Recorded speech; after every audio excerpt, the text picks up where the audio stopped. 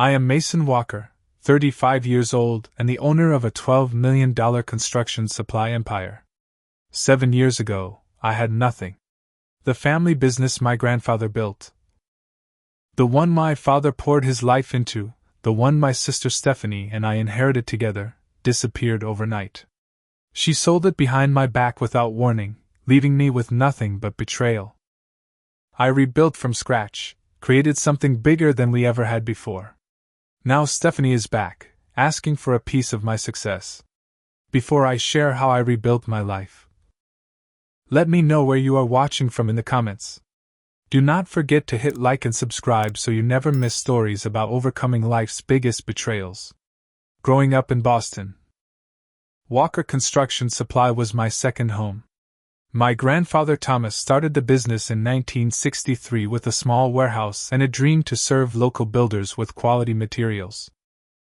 I remember being 5 years old, sitting on stacks of lumber while my father explained the different grades of wood. By age 10, I was helping stock shelves on weekends, learning the names of every tool and fastener in our inventory.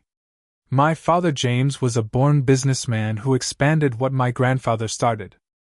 He had this incredible ability to anticipate market trends, adding new product lines before competitors even considered them.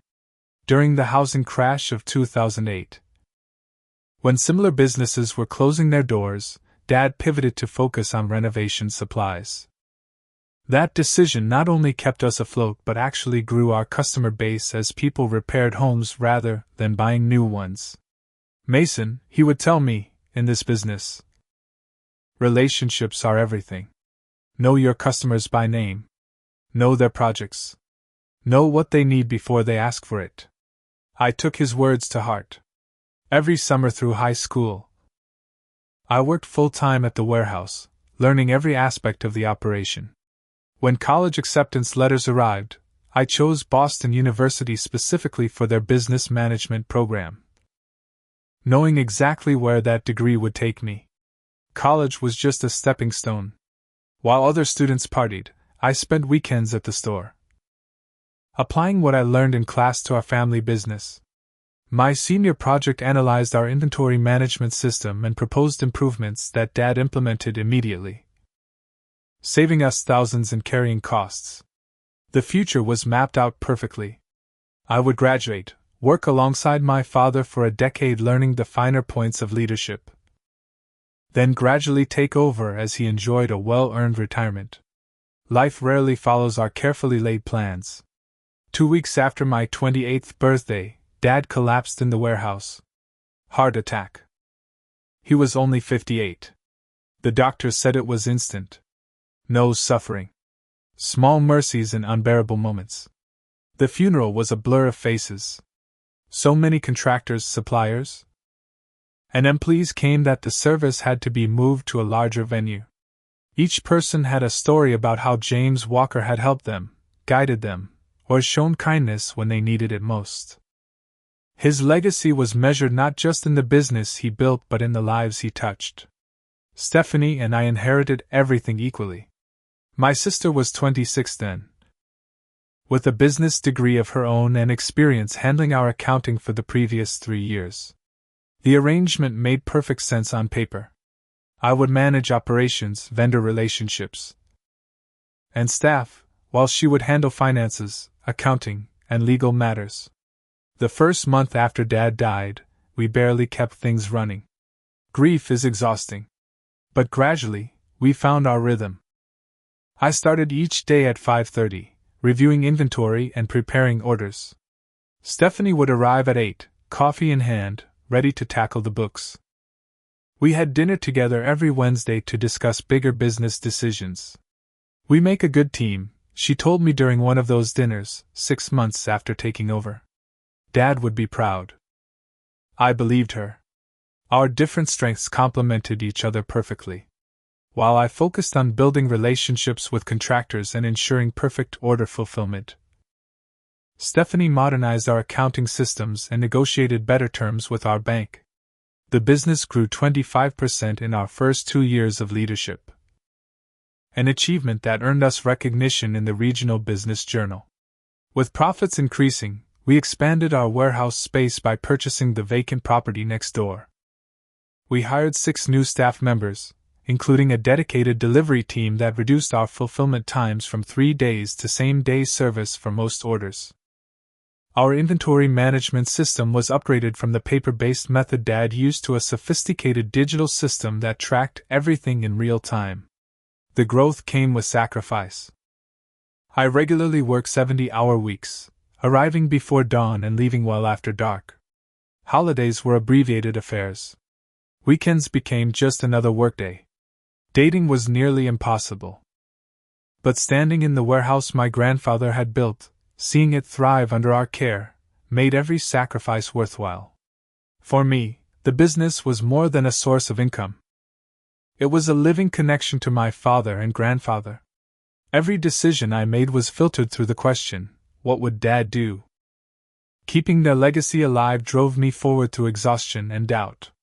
Looking back, I can see the small cracks that appeared during our second year of partnership.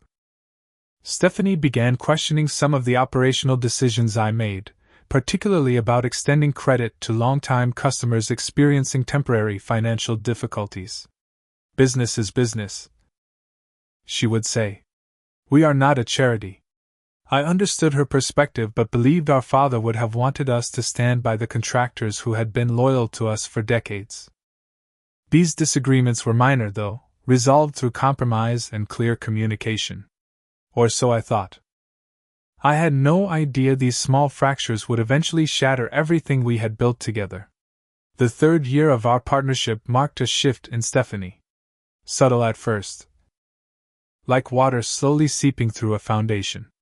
She started coming in later, sometimes not arriving until nearly noon. The weekly dinner meetings became monthly, then sporadically cancelled. When I requested financial reports, they arrived with delays and less detail than before. "I am streamlining things," she explained when I questioned the change. The detailed reports were taking too much time to prepare. I noticed our office manager, Linda, no longer processed payments. When asked, she mentioned Stephanie had taken over all banking functions personally. She said it was more efficient that way, Linda explained with a shrug that suggested she found it odd too. April brought our annual meeting with Continental Builders, our largest client representing nearly 20% of our business. Stephanie had always attended these meetings, armed with detailed analysis of their purchasing patterns and prepared to discuss terms. This time, she texted 30 minutes before, claiming a migraine kept her home. I managed the meeting alone, promising to follow up on several financial questions I could not answer. Later that evening, I called to check on her health and heard loud music and laughter in the background. "Are you at a restaurant?" I asked. "Just grabbing soup with a friend," she replied quickly. Feeling much better. The next day, that friend appeared at our office. Richard Mercer. Tall, perpetually tan, with perfectly styled hair and a smile that never reached his eyes. Stephanie introduced him as a business consultant she had hired to modernize our approach to growth. "Richard has experience taking family businesses to the next level," she explained. His credentials sounded impressive the way she presented them, though he handed me a business card that listed only his name and the vague title, Strategic Business Advisor. No company affiliation, no qualifications. When I later searched his name online, I found surprisingly little for someone supposedly so successful in business consulting. Over the following weeks, Richard became a frequent presence in our office, particularly in Stephanie's private office with the door closed. Staff noticed the change, with whispers spreading about their relationship appearing more personal than professional. Bradley, our longest-serving employee who had been with Dad for 20 years, pulled me aside after Richard and Stephanie left early one Friday afternoon. "I overheard something troubling," he said, voice low. They were discussing valuation methods for the business. Richard asked if you would be difficult about a potential sale. The suggestion seemed absurd. "We are not selling," I assured him. "There must be a misunderstanding." Still, the comment lingered like a splinter in my mind, impossible to ignore.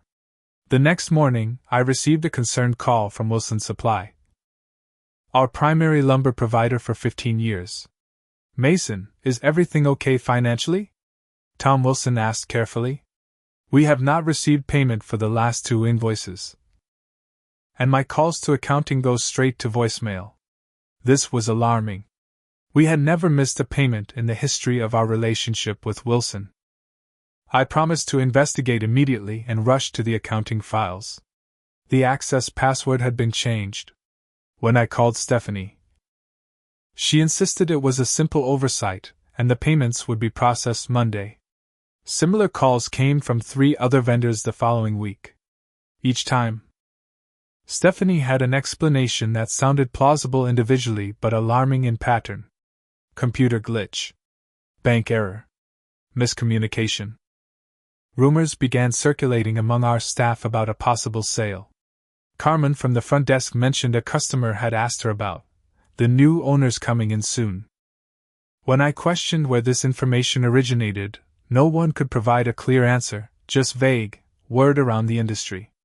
I confronted Stephanie directly in her office, closing the door behind me. Are you planning to sell our business? I asked plainly. She laughed, but the sound held no warmth. Of course not. These rumors are ridiculous. Probably started by competitors trying to create instability. Then why are vendors not getting paid? Why are you meeting with Richard behind closed doors discussing valuation methods? Her expression hardened. Are you spying on me? I find that incredibly inappropriate, Mason. Richard is helping us optimize our vendor relationships and payment schedules. And eavesdropping on private conversations is beneath you. The conversation left me more unsettled than before. Stephanie had answered my questions without actually addressing my concerns. A technique I recognized from watching her negotiate with difficult suppliers. The following Tuesday, Stephanie placed a stack of documents on my desk. Just routine stuff that needs your signature, she explained. Banking updates, vendor agreements, the usual. Something felt wrong. I had always reviewed every document thoroughly before signing, a habit our father had instilled. I will look these over tonight and sign them tomorrow, I told her. She frowned. Some are time sensitive. The bank needs them today. Then I will review them now. Her phone rang conveniently at that moment. I have to take this. Just trust me, Mason. Everything is in order. She walked away, answering the call. I took the documents home that night, spreading them across my kitchen table. Most appeared legitimate, updates to existing agreements with suppliers and service providers. But buried in the middle was a document titled, Transfer of Authority, granting Stephanie exclusive signatory power for all company accounts and legal matters. Sleep eluded me that night. Anxiety formed a tight knot in my chest as I paced my living room until dawn. Something was happening to our family business, something Stephanie deliberately kept hidden from me. The next morning, I called Jackson Reynolds, a family friend who had been our business attorney since my grandfather's time. We met for breakfast at a diner away from the office. I need your honest assessment, I said after explaining the situation. Am I being paranoid? Jackson removed his glasses, polishing them slowly. In 40 years of business law, I have learned to trust patterns over explanations. And this pattern concerns me deeply. He advised me to protect myself immediately. Request full financial records. Document everything. Consider hiring a forensic accountant. This is my sister, I protested. We grew up together. She would never. Family businesses fail most often due to family, he replied gently. I hope I am wrong, Mason. But prepare as if I am right. I left that meeting with a plan to confront Stephanie more forcefully, to demand complete transparency. But walking through our warehouse, watching our employees efficiently managing deliveries and helping customers, I hesitated. Making accusations could damage not just my relationship with my sister but the business itself. Perhaps I was overreacting to coincidences and misunderstandings. That afternoon, I noticed Stephanie's office door slightly ajar while she was at lunch. I had never invaded her privacy before, but fear overwhelmed my principles. Inside, I found her desk unusually clear except for a single folder labeled Asset Purchase Agreement, partially hidden under her keyboard. The folder contained draft documents for the sale of Walker Construction Supply to Regional Building Materials, a corporate chain that had been aggressively acquiring family-owned suppliers throughout New England. The sale price listed was $8 million, significantly below the $12 million valuation we had received during our last business insurance update. I photographed the documents with shaking hands, then returned everything exactly as I found it. The betrayal I suspected but could not accept now had tangible proof. My sister was secretly negotiating to sell our family legacy, the business our grandfather built and our father expanded. My entire future, my identity, everything I had worked for was being sold without my knowledge or consent. Monday morning arrived with deceptive normalcy. I parked in my usual spot, nodded to Bradley unloading a lumber delivery, and entered through the back office door. The familiar scent of coffee and sawdust should have been comforting, but dread had settled permanently in my stomach since discovering those documents. 10 minutes later, the front door chimed. Through my office window, I spotted 3 men and 1 woman in expensive suits, escorted by Richard.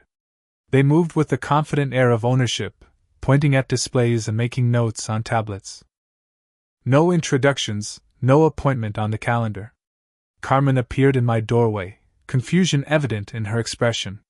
Mason, there are people touring the warehouse. They are asking questions about inventory systems and employee schedules. Should I? I was already moving past her. The group stood near the contractor counter, the woman taking photographs of our custom-designed organization system. Excuse me, I interrupted. Can I help you with something? The tallest man stepped forward, extending his hand.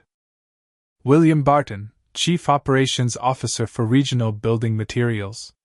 You must be Mason Walker. Pleasure to finally meet you. Finally? The word felt strange. I was not aware we had a meeting scheduled.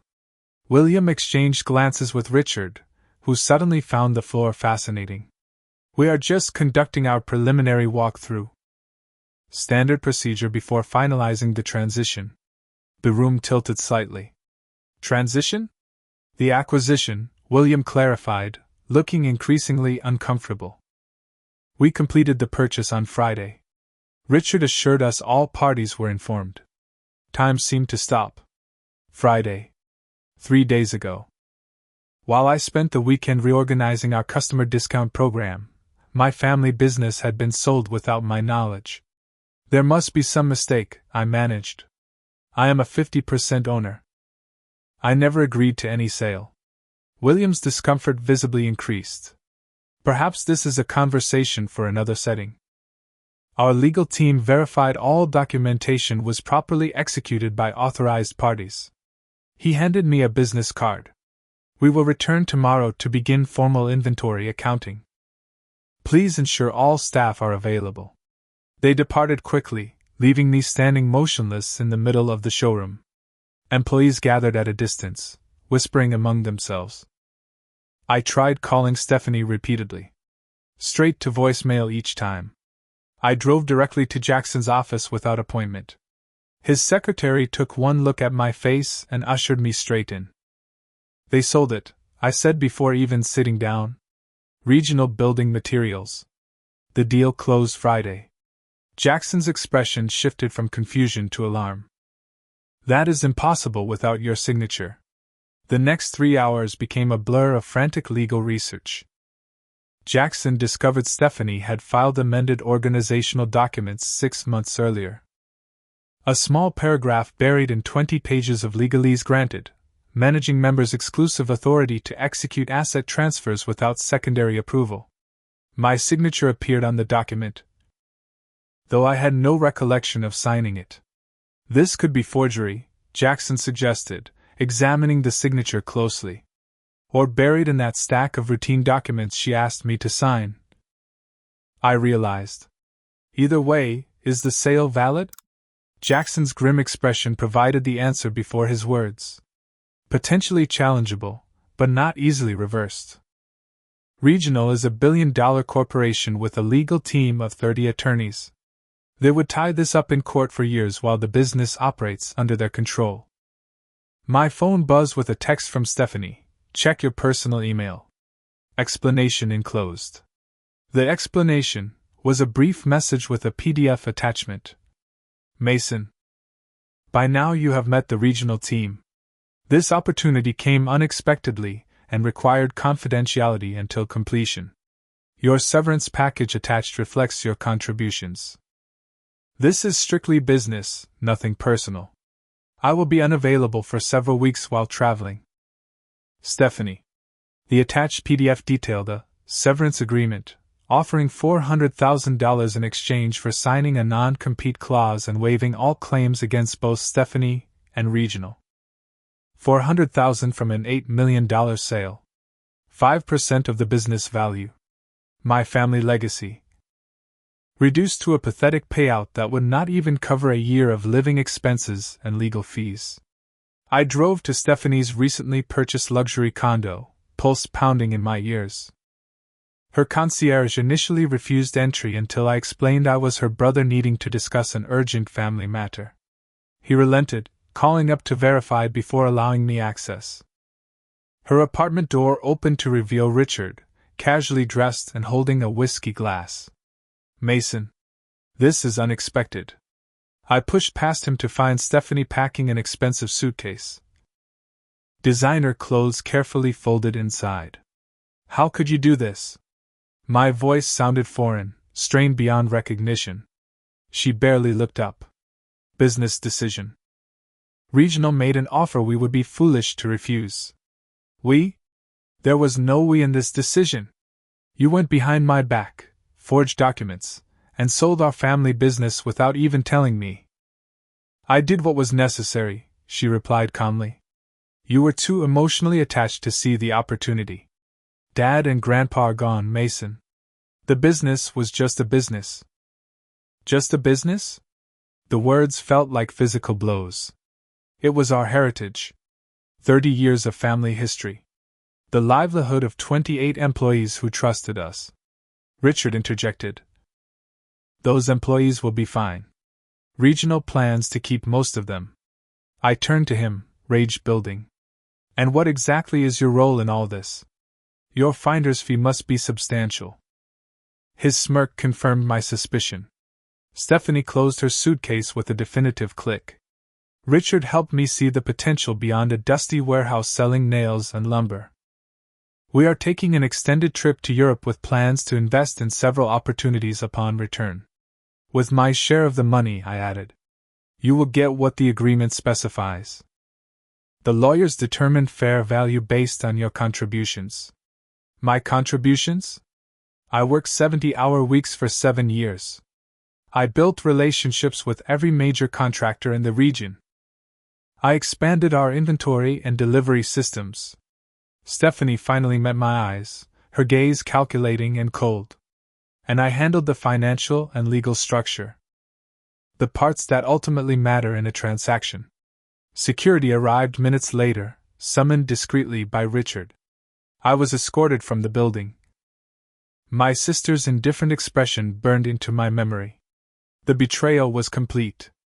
Not just the business, but the bond between siblings that I thought unbreakable. Driving home. The full weight of the situation crashed over me. The business had been my entire adult identity. My mortgage secured with business assets as collateral. My social circle. Built around industry connections. My daily purpose evaporated overnight. I parked outside my house, unable to go inside and face the emptiness. Rain began falling, matching the tears I could no longer hold back. Everything my grandfather and father built, everything I had contributed, stolen through deception by the one person I never thought could betray me. The weeks following the sale unfolded like a slow-motion nightmare. Each morning, I woke hoping it had been a dream, only to face the crushing reality anew. My identity had been so completely intertwined with Walker Construction Supply that without it, I hardly recognized myself. The initial shock gave way to practical concerns that demanded immediate attention. My personal finances, while previously stable, were suddenly precarious. The mortgage on my house had been manageable with my business income but now loomed as an imminent threat. My savings, modest due to continually reinvesting in the business, would not last long. Jackson advised against signing the severance agreement Stephanie offered. This includes a lifetime non-compete clause that would prevent you from working anywhere in the construction supply industry within 200 miles, he explained. They are essentially trying to eliminate any possibility of competition, while offering pennies on the dollar of what you are owed. We filed immediate legal challenges to the sale based on fraudulent documentation. The process quickly became a financial drain, with initial legal fees exceeding $20,000 in just the first month. Regional's legal team responded with overwhelming force, filing motions to dismiss and threatening countersuits for interference with business operations. The emotional toll proved even heavier than the financial burden. Explaining the situation to our employees, many of whom had been like family, was excruciating. Some had already received termination notices as Regional consolidated operations with their existing facilities. "I trusted you," Bradley said during our last conversation. 30 years of loyalty evident in his disappointed expression. We all did. Former customers called, confused about the sudden change in ownership and policies. Regional had immediately implemented corporate pricing that eliminated the relationships-based discounts many contractors had enjoyed for years. Each conversation reopened the wound of failure and betrayal. Insomnia became my constant companion. Nights stretched endlessly as I replayed every interaction with Stephanie, searching for signs I should have recognized. Anxiety attacks struck without warning, leaving me gasping for breath in grocery store aisles or while pumping gas. Friends invited me to dinner, their concern evident, but I withdrew from social contact, unable to face their pity or answer their questions. My house, once a source of pride, became an unbearable reminder of what I had lost. Photos of 3 generations of Walkers at the store lined the hallway. Awards and recognition from industry associations decorated my home office. Even the furniture, much of it purchased to celebrate business milestones, mocked my current circumstances. By the 3rd month, financial reality forced difficult decisions. Jackson called with the news I had been dreading but expecting. "Regional has offered a settlement," he said carefully. $250,000. Significantly less than the original offer. But they know our legal position is weakening as their operation becomes more established. And if we continue fighting? His sigh carried the weight of his 40 years of legal experience. They are prepared to countersue for business interference and defamation. The litigation could continue for years, Mason.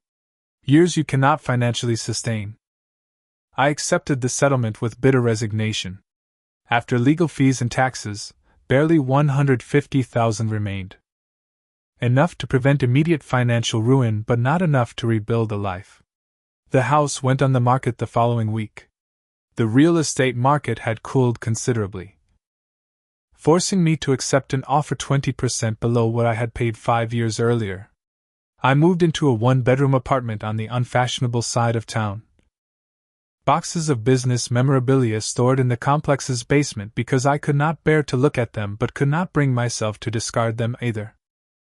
Finding employment proved unexpectedly challenging. My resume showed only Walker Construction Supply for the past 7 years, and while my management experience was substantial, many potential employers seemed hesitant to hire someone who had recently lost a family business. I eventually accepted a position as a site manager for Grayson Construction, a mid-sized contractor who had been a loyal customer.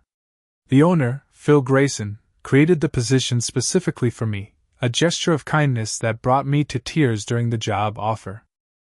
"Your father helped me get started when no one else would extend credit," Phil explained. "Walker's always treated contractors fairly. That counts for something in this industry." The salary was less than half what I had earned running the family business, but it covered the rent and basic expenses. The work kept me connected to the industry I knew but felt hollow compared to continuing my family legacy. The lowest point came during the December holiday season. Traditionally, Walker Construction Supply had hosted an annual customer appreciation event that doubled as our family Christmas celebration. Standing in my small apartment on Christmas Eve, surrounded by discount store decorations and a microwave dinner, the full magnitude of my loss crushed me with fresh intensity. I poured a glass of whiskey, then another, seeking numbness. When the bottle emptied without providing relief, I found myself standing on my small balcony in the frigid night air, wondering how my life had collapsed so completely. For a brief, terrifying moment, the 4-story drop to the parking lot below seemed to offer an escape from the pain. The sound of my phone broke the dangerous trance. An unknown number, which I nearly ignored before something prompted me to answer. Mason Walker? The voice sounded vaguely familiar. Yes. Travis Morgan here. I was a regular at Walker Supply before the corporate vultures took over. Travis owned Morgan Sustainable Homes, a smaller contractor specializing in eco-friendly construction. We had done steady business for years. What can I do for you, Travis? My voice sounded flat even to my own ears. More like what I can do for you. I tried to place an order with Regional yesterday. Complete disaster. Quoted me double our agreed pricing, 3-week lead time on materials I used to get same day. And the new guy could not tell the difference between sustainably harvested lumber and regular stock. Sorry to hear that, I replied automatically. Not looking for sympathy. Travis continued. Looking for solutions. Word is spreading among contractors. Regional is destroying everything that made Walker Supply worth doing business with. Quality is down, prices are up. And nobody there knows a damn thing about what builders actually need. For the first time in months, I felt a flicker of something other than despair. That is unfortunate for the industry. Unfortunate? It is a market opportunity screaming to be filled, Travis exclaimed. Listen, I have got 5 projects starting after New Year, all high-end eco-friendly builds.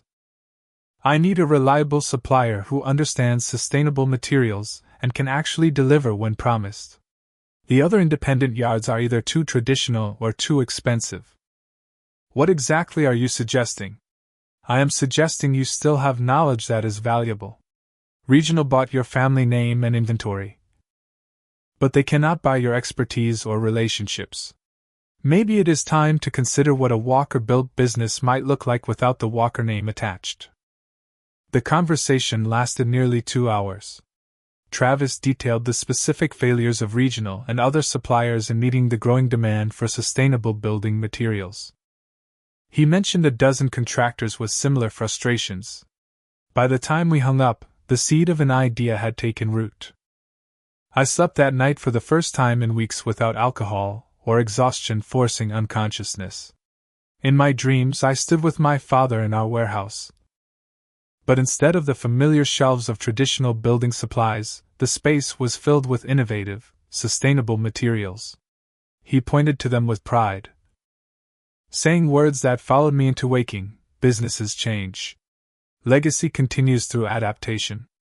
Morning brought clarity that had eluded me for months. The business my grandfather started had evolved significantly under my father's leadership, adapting to changing markets and customer needs. Perhaps losing the Walker name was an opportunity to create something entirely new, something that addressed the market gaps Regional's corporate approach could never fill. I opened my laptop and began to write. The business plan took shape over 72 sleepless hours. Coffee cups accumulated beside my laptop as possibilities crystallized into concrete steps. The construction industry was evolving, with increasing demand for sustainable materials and specialized knowledge that big box suppliers and corporate chains lacked the agility to provide. My vision focused on creating not just another lumber yard, but a specialized construction supply company centered entirely around eco-friendly and sustainable building materials. The market research showed a growing niche that traditional suppliers largely ignored due to higher sourcing complexity and specialized knowledge requirements. I called the concept GreenBuild Supply, with the tagline, Building Tomorrow Responsibly. The business model leveraged three key advantages: specialized product knowledge, carefully cultivated supplier relationships for hard-to-source materials, and consulting services to help contractors transition to greener building practices. The financial projections revealed both opportunity and challenge. Starting capital requirements were substantial, even with a streamlined inventory approach. Equipment, warehouse space, initial stock, and operating expenses for the first 6 months would require at least $300,000, twice what remained from my settlement. I approached 3 banks with my business plan. Each rejection followed the same pattern: enthusiasm for the concept but concern about my recent business failure and lack of collateral. Traditional financing was clearly not an option. The solution came from an unexpected source. Travis introduced me to several contractors who had grown increasingly frustrated with Regional's service. Over beers in a quiet corner of a local pub, I presented my vision for GreenBuild Supply. The problem is not just inventory, I explained. It is expertise.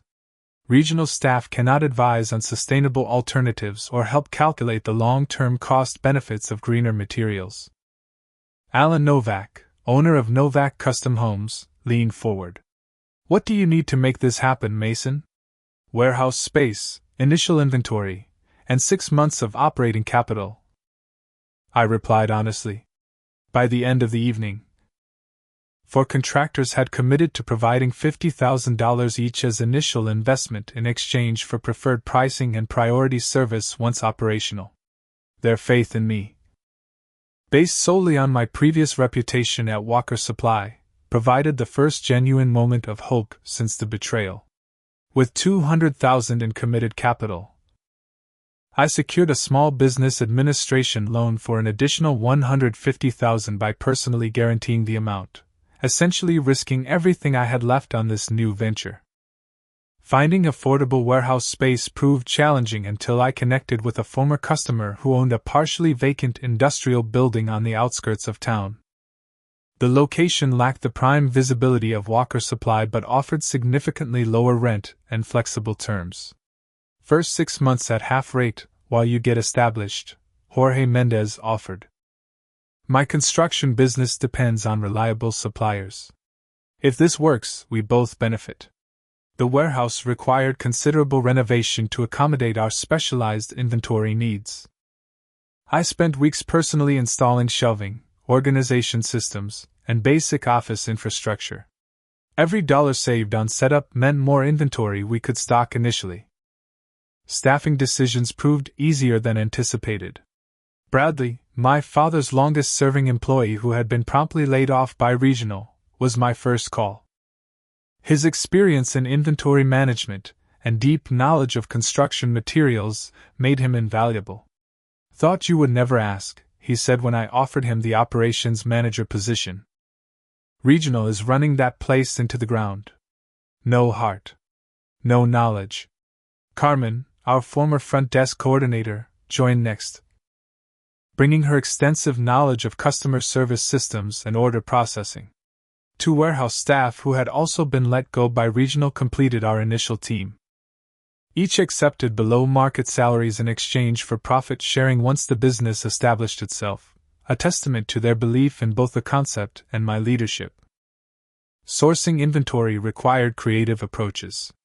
I leveraged contacts from my years at Walker Supply to connect with manufacturers of sustainable building materials, negotiating consignment arrangements where possible to reduce initial cash requirements.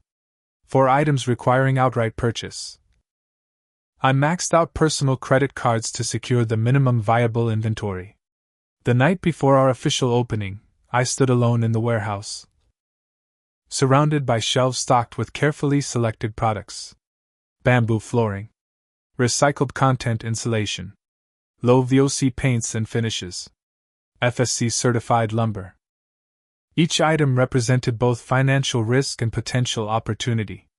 My phone buzzed with a text from Travis, bringing my entire crew tomorrow. First order will be substantial. Despite this encouragement, our opening month proved brutally challenging. Word spread slowly about the new specialized supplier. Daily sales barely covered utilities and minimal staff salaries. Each morning, I checked our dwindling bank account with growing anxiety. I began personally visiting construction sites, introducing myself to project managers and workers, providing product samples and educational materials about sustainable alternatives. Evenings were spent creating detailed comparison sheets showing the cost-benefit analysis of traditional versus sustainable materials over project lifespans.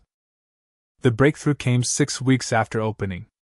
Horizon Development, a major regional builder, had won a contract for an 80-unit sustainable housing project. Their purchasing manager called on a Friday afternoon. Regional quoted us on materials, but they cannot guarantee product specifications meet our sustainability requirements. Someone mentioned your new operation might be able to help. The order would require nearly all our available inventory and credit with suppliers. Fulfilling it would stretch our resources to breaking point, but successfully executing could establish our reputation immediately.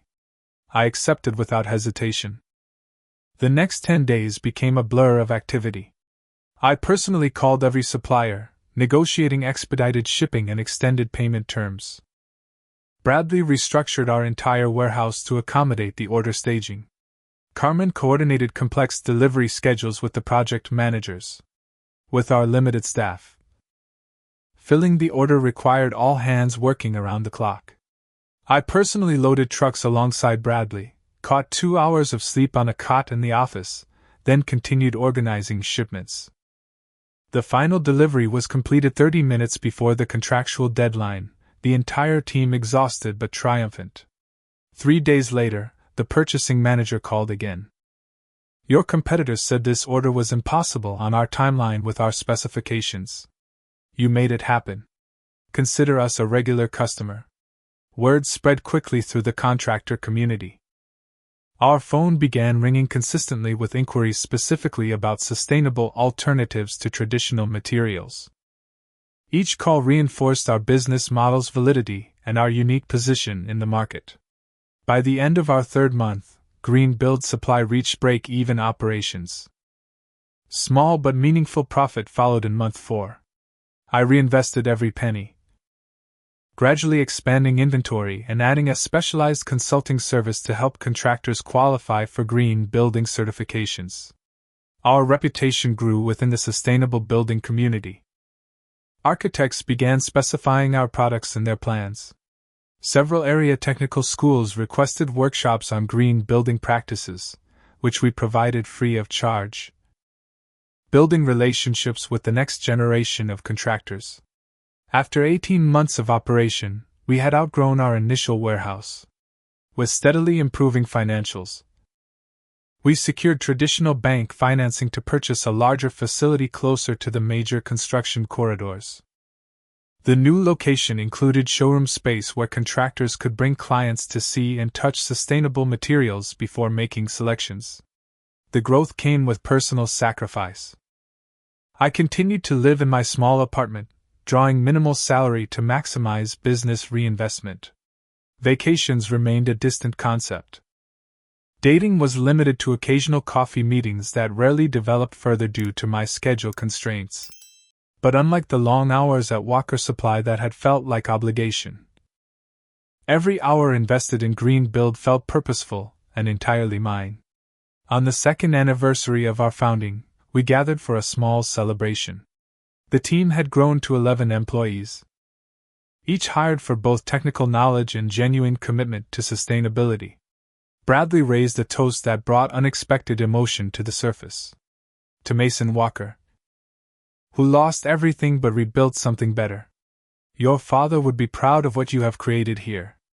In that moment, surrounded by a team that had chosen to believe in my vision, I recognized that I had created something more meaningful than just continuing a family business.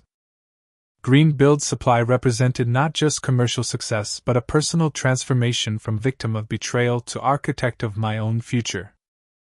The third year marked a turning point for GreenBuild Supply. Our reputation for expertise in sustainable building materials had spread beyond local contractors to regional developers and architectural firms specializing in green construction. What began as a desperate attempt to rebuild my career had evolved into a recognized industry leader. This growing reputation attracted attention from unexpected quarters. An email arrived from EcoVenture Partners, a venture capital firm focused exclusively on sustainable businesses. They requested a meeting to discuss potential investment opportunities. Initially skeptical of outside investment, I agreed to meet their representatives primarily out of curiosity. Sarah Chin, their principal investor, arrived with a comprehensive understanding of our business model and market position that surprised me. "We have been watching GreenBuild for nearly a year," she explained. "Your approach to combining product supply with expertise and consulting services creates a unique value proposition in the sustainable construction space." Their investment offer was substantial. $2 million for a 20% equity stake, valuing our young company at $10 million. The capital would enable rapid expansion while allowing me to maintain controlling interest and operational authority. After careful consideration and extensive discussion with Bradley and our core team, I accepted the investment. The infusion of capital transformed our growth trajectory immediately. We expanded to 3 locations across the state within 6 months, each facility strategically positioned to serve growing markets for sustainable construction. With financial constraints removed, I focused on developing a proprietary product line that had been conceptually brewing since our founding. Working with materials engineers and sustainable forestry experts, we created a composite structural material made from 70% recycled content that matched traditional lumber performance specifications while reducing environmental impact and construction costs.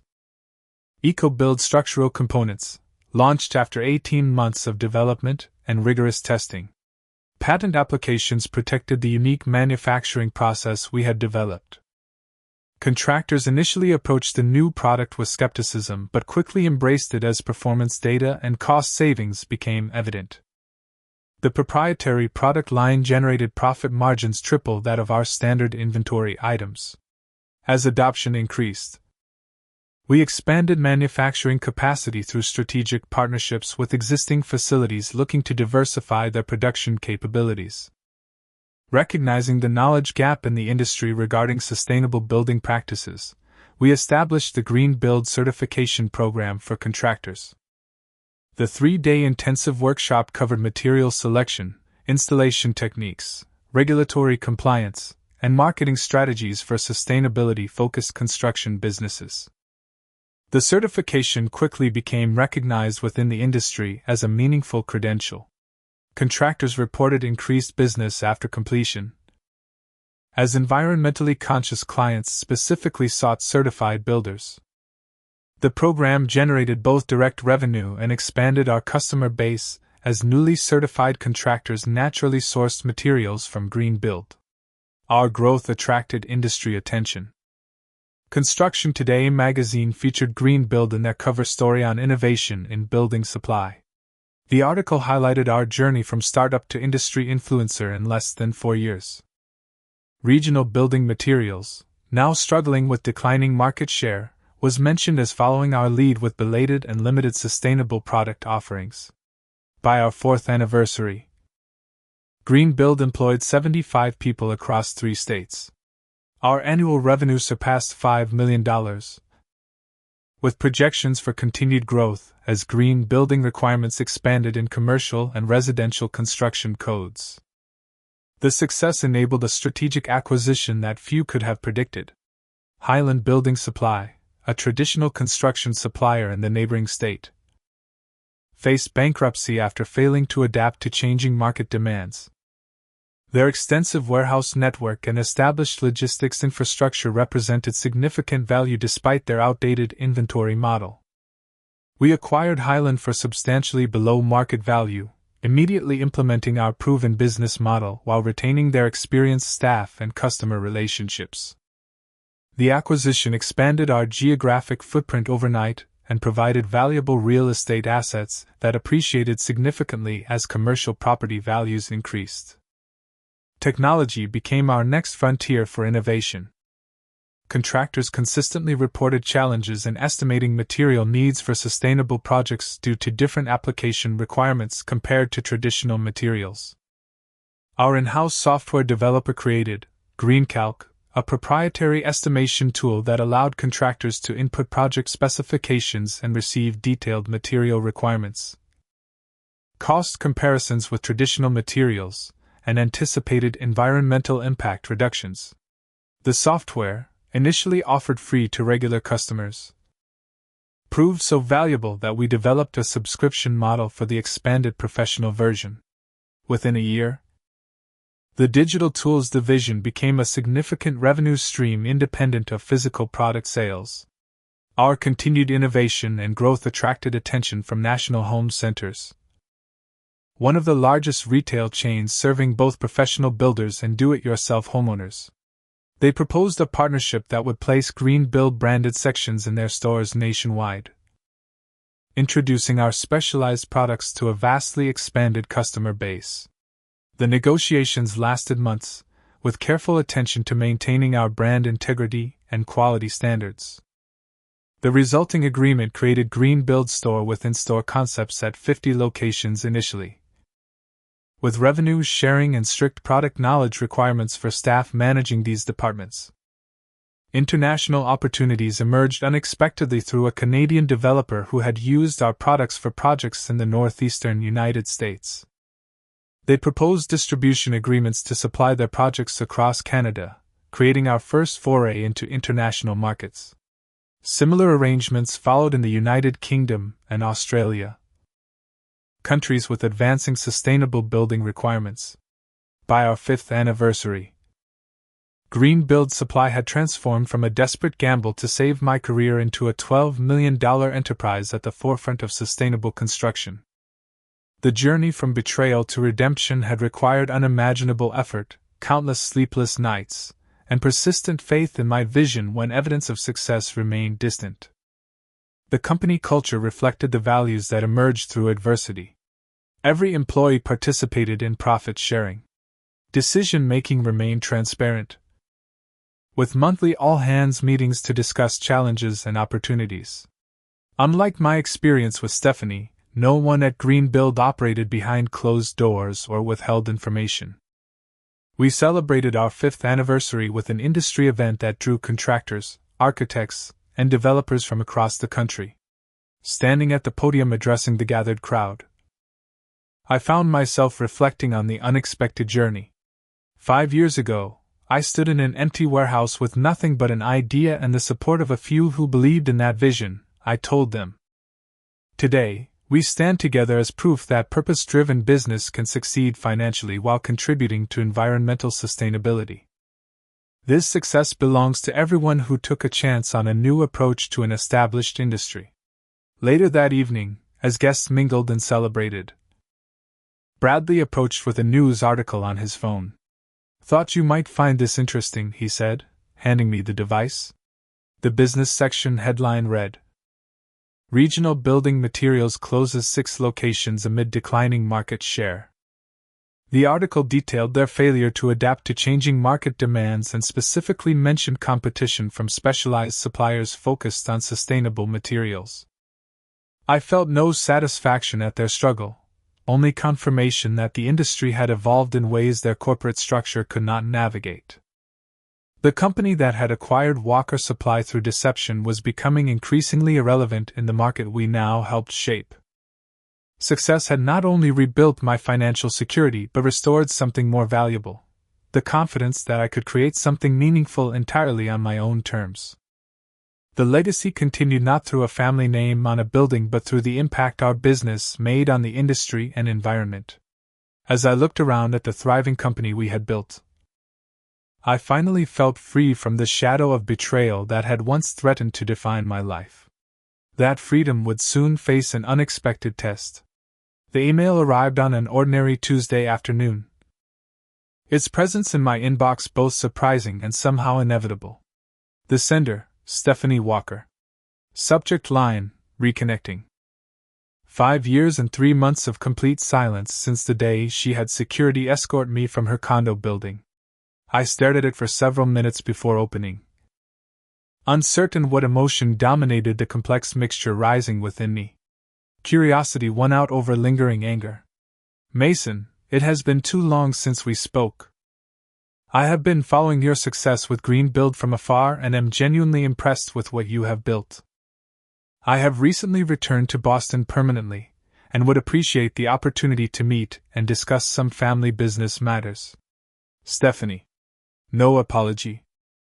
No acknowledgement of the devastation she had caused. Just a casual request as if we had simply fallen out of touch through ordinary circumstances. Bradley found me still staring at the screen minutes later. Everything okay? You look like you have seen a ghost. Something like that, I replied, showing him the email. His expression hardened. After everything she did? The nerve of that woman. The initial shock gave way to questions. Why now? What family business matters could possibly remain after she had sold everything we shared? Was this genuine attempt at reconciliation or something else entirely? I waited 3 days before responding, drafting and deleting multiple versions before settling on simple directness. I can meet Thursday, 2 p.m., at Riverside Coffee. A neutral location. Public enough to discourage drama, private enough for an honest conversation. The days until Thursday passed with unexpected emotional turbulence. Memories of our childhood. Working alongside our father, and the early successful partnership surfaced alongside the betrayal and its painful aftermath. The wounds had scarred over but clearly not disappeared entirely. I arrived 15 minutes early, selecting a corner table with a view of the entrance. She appeared precisely at 2, still punctual as always. 5 years had changed her visibly. The designer clothes and perfect styling remained, but something in her confidence had diminished. She scanned the room, spotted me, and approached with a hesitant smile that once would have seemed impossible on her always self-assured face. Mason, thank you for agreeing to meet. I gestured to the chair across from me without returning the smile. What family business matters need discussing, Stephanie? She seemed taken aback by the direct approach but recovered quickly. I thought perhaps we might catch up first. Your company has been remarkably successful. Congratulations. Thank you. What did you want to discuss? She sighed, setting down her untouched coffee. Things have not gone as planned since we last spoke. Richard and I parted ways about 2 years ago. The investment opportunities he promised never materialized, and most of the money from the sale is gone. I am sorry to hear that, I replied with genuine sympathy despite everything. But I fail to see how this constitutes family business. I have been trying to establish a consulting firm for sustainable business practices, she continued. Your expertise in that area is now significant. I thought perhaps there might be room for collaboration. Or possibly a position within GreenBuild. The request struck me as so disconnected from our reality that laughter escaped before I could suppress it. You want a job? At the company I built after you destroyed our family business and left me with nothing? Not exactly how I would characterize it, she replied defensively. The sale was a business decision that made sense at the time. A decision you made unilaterally, through deception, possibly forgery, and certainly betrayal of trust. Her expression hardened into something more familiar. I did what I thought was best. Regional made a good offer. An offer significantly below market value, as it turned out. Convenient for Richard's finder's fee, I imagine. She looked away. I have made mistakes. We all have. Some mistakes are actually choices, Stephanie. Deliberate decisions that reveal character. An uncomfortable silence stretched between us. When she spoke again, her voice had lost its defensive edge. I have nothing, Mason. The money is gone. My reputation in business circles is damaged after several failed ventures. I am starting over from scratch. As I had to do 5 years ago. Yes, she acknowledged quietly. though you seem to have done it more successfully than most could have. I studied her, searching for signs of the sister I had once trusted implicitly. Behind the practiced poise, I recognized something unexpected, genuine desperation. Whatever poor choices had followed the business sale had left her truly struggling. What exactly are you asking for? I inquired finally. Investment in my new consulting concept. Or a position at GreenBuild utilizing my financial background. Or, she hesitated, a loan to help me get established again. 5 years earlier, I would have reacted with anger at the audacity of these requests. Now, having rebuilt not just a business but my sense of self, I felt only a strange calm. I cannot do any of those things. Stephanie. Cannot or will not? She challenged. Both, actually. GreenBuild's financial decisions are made with partner input and strict governance. We do not make personal loans or investments. And there is no role for you there. The trust required for any business relationship between us no longer exists. Her expression shifted from hopeful to angry. So you enjoy seeing me struggle while you succeed? Revenge feels good? This is not about revenge. This is about consequences and boundaries. Your actions dissolve not just our business partnership but our relationship. That cannot be undone simply because your circumstances have changed. We are family, she insisted. We were. Family means mutual respect, honesty, and support. You chose to break those bonds for financial gain. Tears formed in her eyes, surprising me. In all our years together, I had rarely seen Stephanie cry. I made a terrible mistake, Mason. The worst decision of my life. For the first time, her words sounded genuinely remorseful rather than manipulative. The realization brought no satisfaction, only a quiet sadness for what had been irretrievably lost. I believe you regret your choices now, I said gently. But regret is not the same as growth or change. What happened between us cannot be fixed with an investment or job offer. So there is nothing? No way forward? The desperation in her voice was palpable. I considered my response carefully. I can offer you this, the knowledge that rebuilding is possible. 5 years ago, I sat in an apartment similar to the one you probably have now, with nothing left but determination. If I could create something new, so can you. Without help? Without support? I had support, just not from family. I had to earn trust from others who had no obligation to give it. That may be your path as well. She wiped away tears, pride visibly wrestling with desperation. I do not know how to start over at 41. The same way anyone does. One day at a time, with honesty and hard work.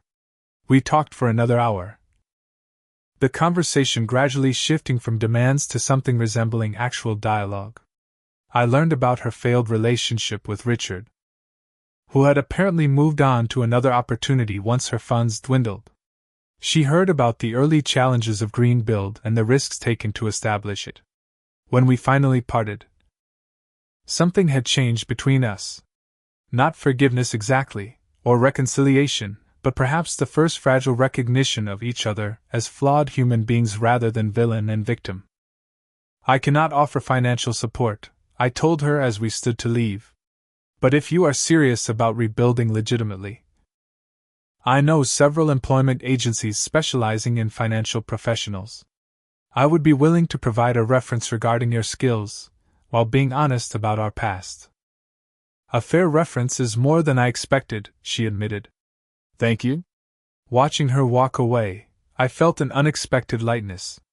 The anger I had carried, mostly unacknowledged, had been a subtle weight influencing decisions and relationships for years. Setting boundaries without vengeance represented its own kind of freedom.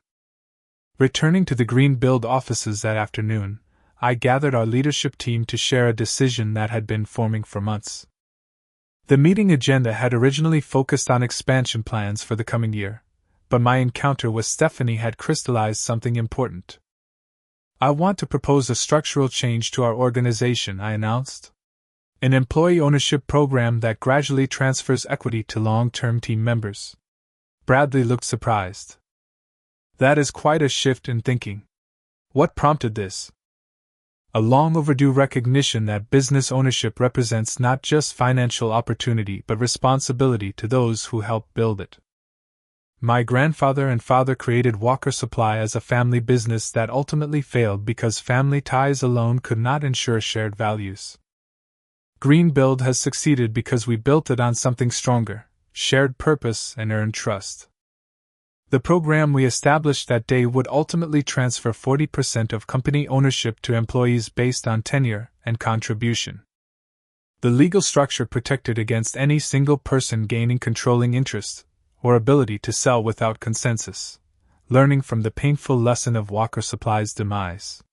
That evening, driving home, I passed the former location of Walker Construction Supply, now operating under Regional's corporate branding but visibly less busy than in our day.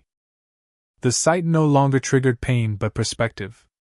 The business my grandfather built had ended, but the values of hard work, innovation, and integrity he embodied continued through a different enterprise and legacy. In my apartment, significantly nicer than the one I had occupied during GreenBuild's early days but still modest compared to what my success could afford, I opened a long-ignored box of family photographs. Among them was a picture taken on the day my father and grandfather handed me my first official business card as a teenage employee. Their proud expressions captured exactly what I had been trying to preserve in fighting Stephanie's betrayal. I understood now that their legacy lived not in a building or business name but in the principles they had taught by example. GreenBuild's success represented not just personal redemption but continuation of their true legacy, creating something of genuine value that served others while maintaining uncompromising integrity. The journey from devastation to rebuilding had taught me that true success comes not from what we own or control but from what we create and contribute. The betrayal that once seemed like the end of everything had actually been the beginning of something more meaningful than continuing a family business could ever have been. To those watching who have faced their own betrayals or setbacks, remember that rebuilding may lead to places more significant than those you were forced to leave behind. The path forward often begins with a single step of courage when continuing seems impossible. Have you experienced a betrayal that ultimately led to unexpected growth? Share your story in the comments below. If this journey of rebuilding from betrayal resonated with you, please hit subscribe and the notification bell so you never miss another story of turning adversity into opportunity. Thank you for joining me on this journey of reflection. And may your own rebuilding, whatever form it takes, lead to greater purpose and peace than you can currently imagine.